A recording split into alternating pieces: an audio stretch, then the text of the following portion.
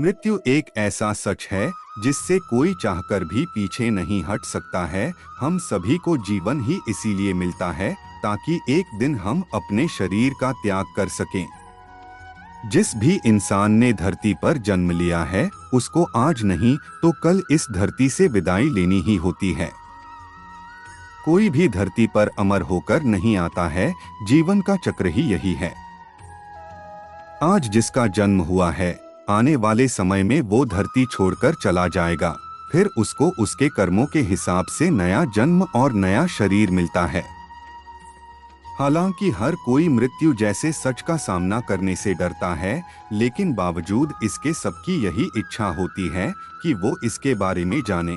हम सभी धरती पर रहकर यह तो देखते ही हैं कि जीवन क्या होता है और किस तरह से व्यक्ति जीवन व्यतीत करता है, लेकिन मृत्यु के बारे में कोई नहीं जानता है। हम सब बस अपनी अपनी एक धारणा बनाए हुए बैठे हैं। ये हम सब जानते हैं कि व्यक्ति के जीवन चक्र की शुरुआत होते हैं बच्चे के जन्म से। बच्चे का जीवन चक्र तभी शुरू हो जाता है जब बच्चा माँ के पेट में रहता है।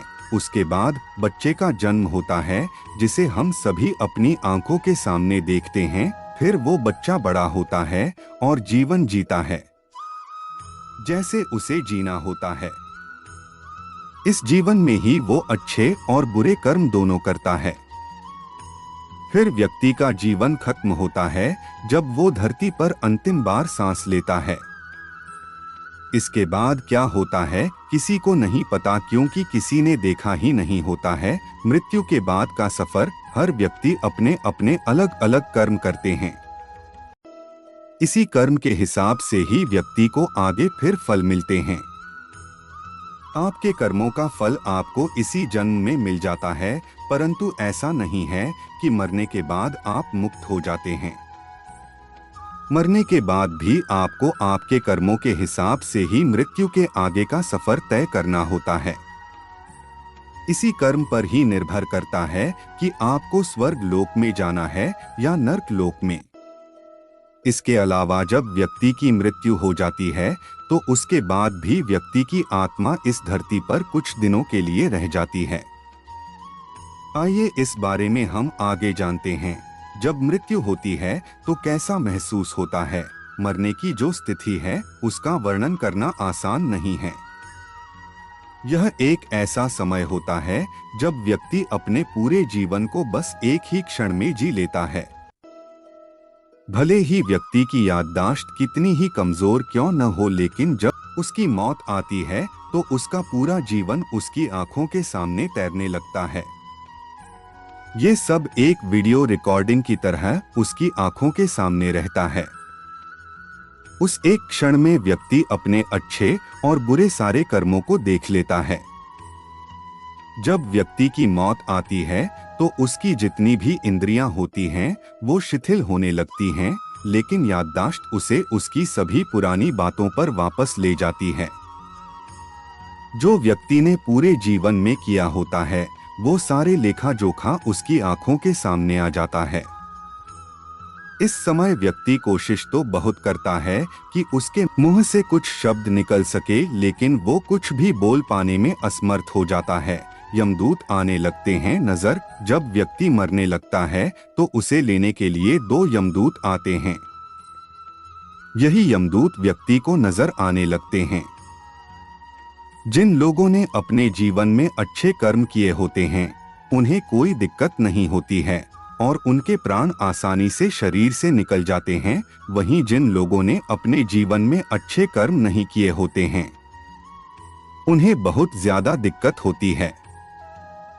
उनके प्राणों को निकलने में काफी कष्ट होता है। यही कारण है कि मृत्यु से पहले गौदान करवाया जाता है। इसको पुण्य का काम माना जाता है। गाय को दान करने से जो पुण्य मिलता है उससे व्यक्ति की मृत्यु शांतिपूर्ण ढंग से हो पाती है। फिर यमलोक में जाकर व्यक्ति के कर्मों का हिसाब किताब होता है। इसके बाद आत्मा को नया शरीर तलाशने के लिए वहीं मृत्यलोक में भटकने के लिए छोड़ दिया जाता है। फिर भटकती हुई आत्मा नए शरीर की तलाश करती है। धरती पर 13 दिनों के लिए रहती है आत्मा। जब आत्मा को यमदूत ले जाते हैं, उसके बाद उसको फिर से वापस भेज दिया जाता है उसके परिजनों के पास। आत्मा अपने पुराने शरीर और परिजन को छोड़कर जाना नहीं चाहती है, इसीलिए वो बार बार यही चाहती है कि उसका पुराना शरीर उसे मिल जाए। यमदूत उसे बांधे हुए रखते हैं, इसीलिए वो अपने पुराने शरीर को वापस नहीं पा पाती है। जब 10 दिन बाद आत्मा की संतान उसका पिंड दान कर देती है, उसके बाद उसको जाने की शक्ति मिल पाती है। बस इसी के बाद उसको नया शरीर तलाशने के लिए शक्ति मिल पाती है। आत्मा को नया शरीर मिलने में लगभग 47 दिन का समय लग जाता है।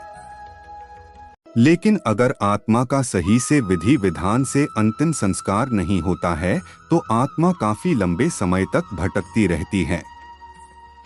यही कारण है कि अकाल मृत्यु हो जाने पर जल्दी से आत्मा को शांति नहीं मिलती है।